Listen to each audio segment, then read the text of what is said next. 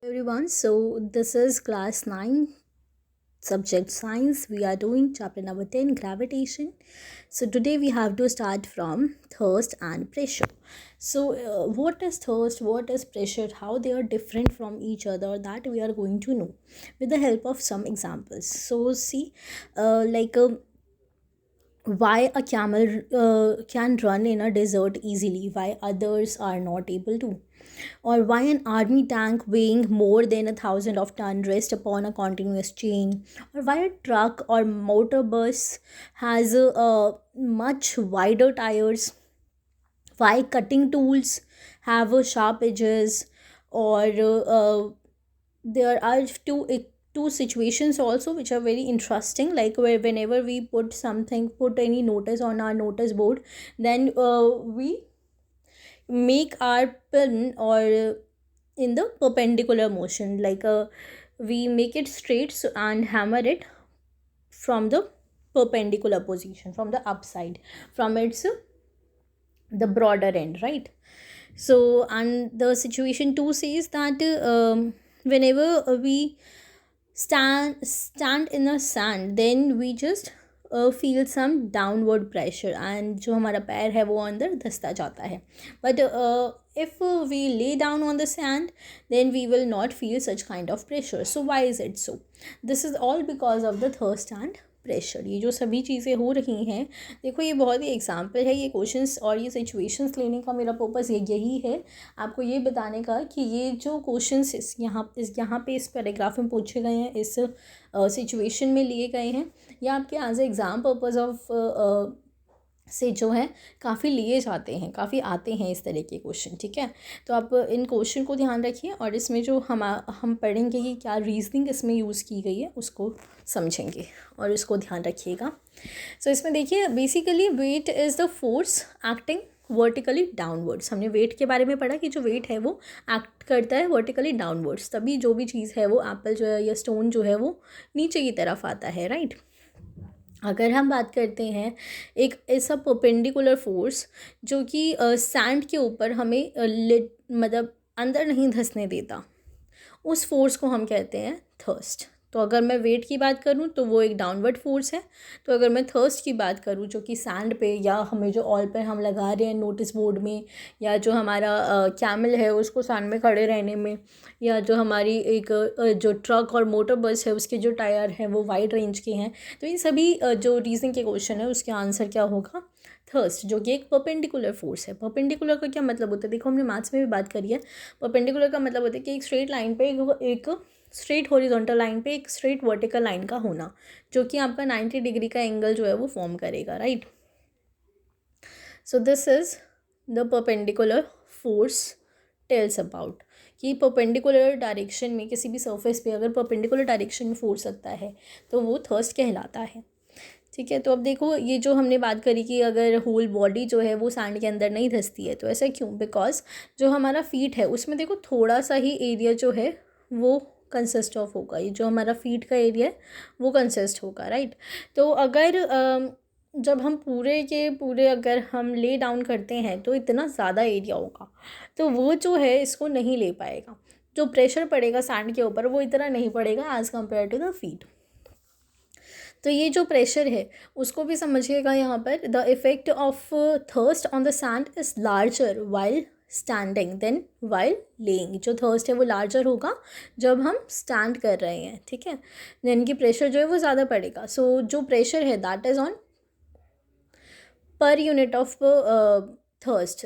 Okay, like thrust upon में अगर हम एरिया करते हैं then we will find pressure in mathematical terms. तो अगर हम इसकी वैल्यू निकालना चाहेंगे, ऐसे यूनिट निकालने चाहेंगे, then how we will.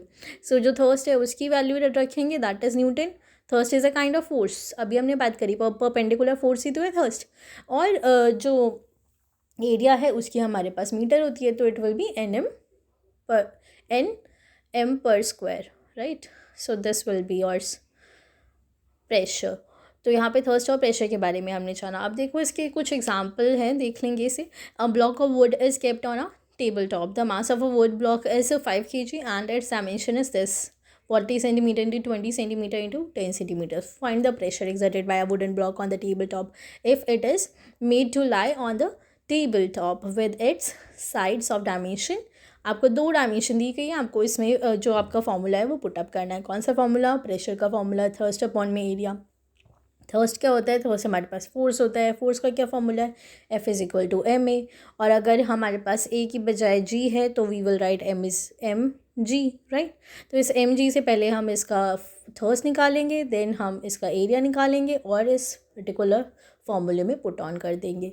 A part देखेंगे. देखो हमें क्या क्या गिवन है. मास हमें गिवन है वो वुडन ब्लॉक का 5 kg है. डायमेंशन हमें गिवन है 40 20 10, तो वो हम लिखेंगे.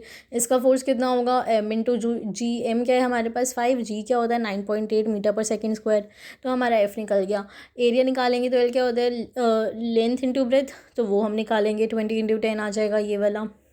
ठीक है, 20 इंटू 10 आ जाएगा यहाँ से.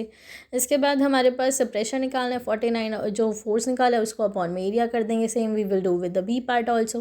सो this is very simple. Physics के न्यूमेरिकल्स बहुत सिंपल होते हैं. आपको बस जो वैल्यूज़ हैं वो पुट करनी होती हैं.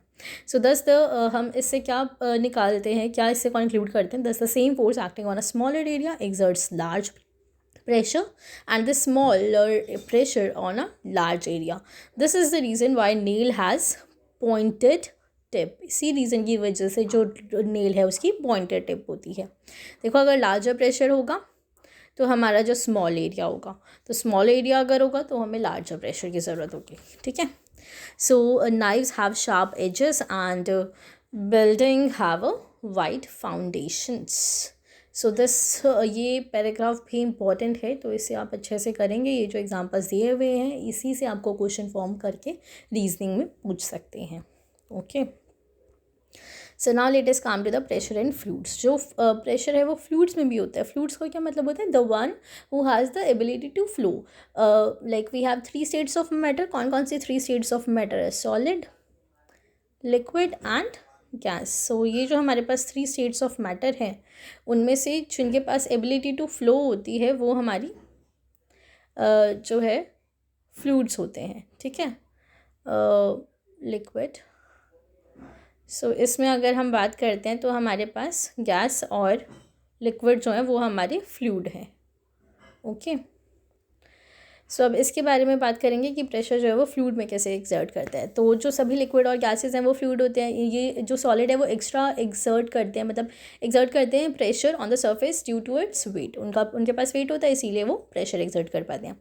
Fluids have weight and they also exert pressure. Fluid के पास भी वेट होता है तो वो प्रेशर एक्सर्ट कर पाते हैं. On the base and the walls of the container. जिस भी कंटेनर में वो रखे जा रहे हैं उसके बेस पे और उसकी वॉल्स पे. लाइक फॉर एग्जांपल अगर हमारे पास एक बीकर है और इस बीकर के अंदर या एक टम्बलर है, इसकी जो वॉल्स हैं यहाँ पर और जो इसका बेस है यहाँ पर जो है वो फोर्स एक्ट करेगा. Okay. So pressure exerted in any confined mass of fluid is transmitted undiminished in all direction. सभी डायरेक्शन में जो है in which they are जो सभी डायरेक्शन है उसमें इनका जो फोर्स है वो एग्जिबिट करेगा. ओके. अब बात करते हैं बायोंसी. बायोंसी जो है बहुत ही इंटरेस्टिंग कॉन्सेप्ट है. इसको ध्यान से समझेंगे. देखो इसको समझने के लिए इसमें कौन कौन से जो एग्जांपल्स हैं वो आ सकते हैं.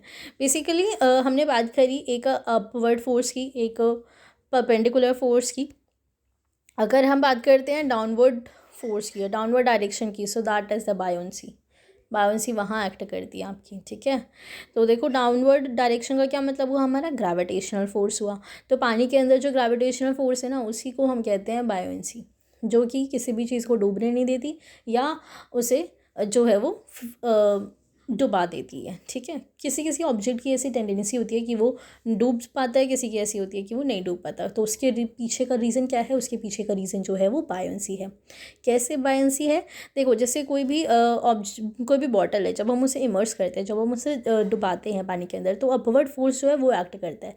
जब भी कोई भी चीज़ को अगर हम डुबाते हैं तो 2 फोर्स एक्ट करते हैं. एक ऊपर की तरफ से जो कि उसे डूबने से बचाता है और एक नीचे की तरफ से ग्रेविटेशनल फोर्स वाला जो है जो कि उसे डुबाने की कोशिश करता है. सो जब भी हम बॉटल को अगर इमर्स करते हैं, लेट से बॉटल हम यहाँ पे एग्जांपल ले रहे हैं, तो अपवर्ड फोर्स जो एक्ट करता है by the water on the bottle is greater than its weight. वो वेट से ग्रेटर है. ओके. सो किसके वेट से? बॉटल के वेट से. So therefore it rises up when released. To keep the bottle completely immersed, the upward force on the bottle due to water must be balanced. So this can be achieved by an extremely applied force acting downwards.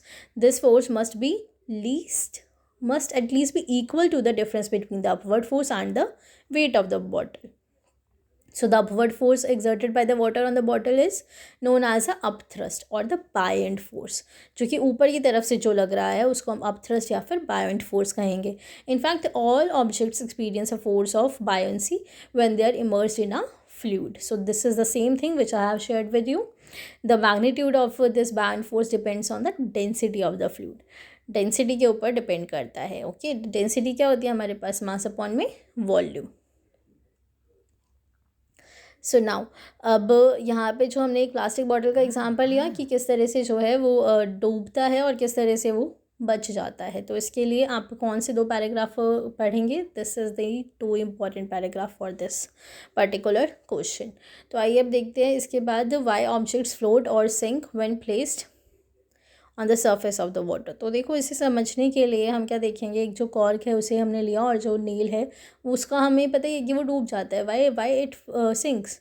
The force due to the gravitation attraction of the earth on the iron nails put it downwards. There is an upthrust of water on the nail which pushes it upwards, but the downward force acting on the nail is greater than the upthrust.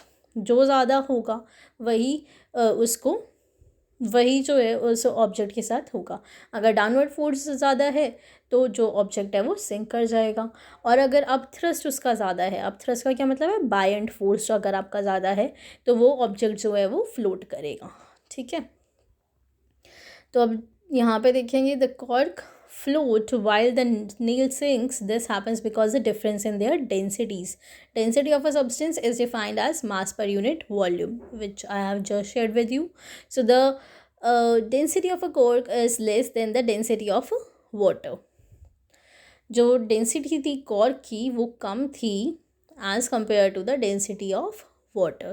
So this means the upthrust of water on the cork is greater. जो upthrust है वो greater था. अब अगर upthrust ज़्यादा है यानी कि buoyant force ज़्यादा है तो object float करेगा. So it floats. So the density of an iron nail is more. अगर iron nail की density more है, देखो कुछ words हैं.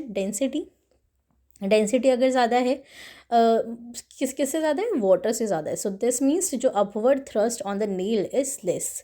तो अपवर्ड थ्रस्ट जो है वो लेस हुआ, यानी कि क्या चीज़ ज़्यादा हुई? जो उसकी ग्रेविटेशनल फोर्स है, जो उसका डाउनवर्ड फोर्स है वो ज़्यादा हुआ, जिसकी वजह से जो ऑब्जेक्ट है वो क्या कर जाएगा? वो कर जाएगा सिंक. ओके, अगर डेंसिटी है ज़्यादा तो डाउनवर्ड फोर्स हुआ ज़्यादा, यानी कि ग्रेविटेशन फोर्स हुआ ज़्यादा, जिसकी वजह से ऑब्जेक्ट जो हो गया है वो हो गया सिंक. ठीक है, आप इस तरह से इसको याद कर सकते हो. अगर आपका जो डेंसिटी है वो है कम, किससे कम है? वाटर से कम है किसी भी ऑब्जेक्ट की, और आपका जो अपवर्ड थ्रस्ट है वो है ज़्यादा, तो जो आपका ऑब्जेक्ट है वो करेगा फ्लोट. ओके, अपवर्ड थ्रस्ट का क्या मतलब है या अपथ्रस्ट का क्या मतलब है? Buoyant force. Okay, I hope this thing is clear to you.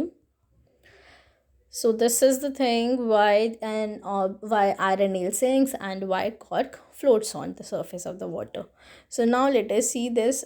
वैसे इस पेज में इस टॉपिक के लिए these 2 paragraphs are important. इसको अच्छे से पढ़ेंगे. अब क्वेश्चंस की बात करते हैं. Why it is difficult to hold a school bag having a strap made up of thin and strong string. अब देखो ये किसकी बात आ रही है यहाँ पे? एरिया, प्रेशर और थर्स्ट की बात आ रही है. ठीक है, हमने देखा कि जो प्रेशर है एरिया के अकॉर्डिंग जो है वो लगता है, तो हम इसमें ये वाली पैराग्राफ और ये फॉर्मूला जो है वो ऐड ऑन करेंगे. ठीक है, now let us come to the question number 2. What do you mean by buoyancy? Buoyancy जो है उसकी डेफिनेशन के लिए हम क्या करेंगे? हमारे पास देखिए यहाँ पर बायोंट फोर्स की डेफिनेशन है इस पैराग्राफ में, in this paragraph. So we will write that down in this question. Now question number 3. Why does an object float or sink when placed on the surface of the water? Then in this you can write this particular paragraph. Okay, so this is how you can conclude all these 3 questions. If you have any query, any doubt, then you can ask in the comment box. I will get back to you.